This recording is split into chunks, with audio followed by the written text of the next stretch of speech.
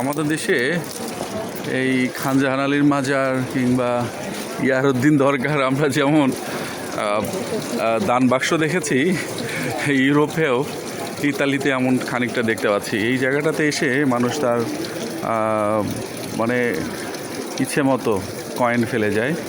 আপনারা দেখতে পাচ্ছেন কিনা জানি না, এখানে ক্ষুদ্র ছোট ছোট এইগুলো আসলে 1 ইউরো, 10 সেন্ট, 20 সেন্ট। হ্যাঁ, এটা আসলে মানুষ ছুঁড়ে ফেলেছে ওখানে।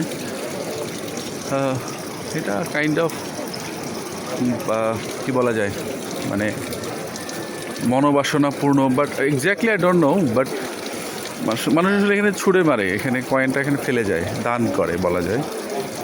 দান দান শব্দটা বলা যায় কি না, মানে এখানে আসলে কয়েন ফেলে যায়। আমি আসলে জিজ্ঞাসা করতে পারিনি কেন তারা ফেলে।